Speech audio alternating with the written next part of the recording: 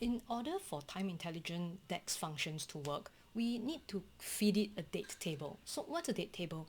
The date table has at least this one column with a series of running dates. Now, the series of running dates must have a 1-day increment to each of them, and it has to be continuous.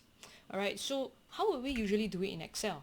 Well, a lot of us would probably do something like, I don't know what it would say, 1st January 2007, and then maybe 2nd January 2007, and then we are probably just going to like do this and drag till, I don't know, like 31st of December 2009, right?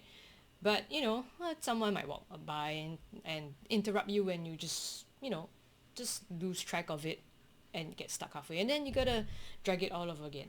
So I'm gonna teach you a quick way of doing this. If you are gonna use Excel to do this, just need to key in 1st January 2007, and what you want to do is you can go to home and you look for this icon here. It says a fill down and choose the series.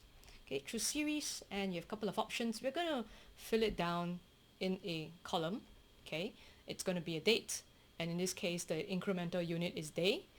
Each step we're going to increase is by 1 day, and we're going to ask it to stop at 31st of December 2009. I'm going to hit OK, and you can see control down, that's the very last one.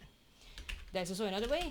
If you're too lazy to even go to the top menu over here, I'm going to do a hover my mouse cursor over the anchor on the right hand side here, and I'm gonna, when it changes to this black crosshair, I'm going to right click, hold down the right click, shift it down by 1, and then back up. I'm gonna let go, and I can look for series, and the same things here, day 31st December 2009, click OK, and we have the same result.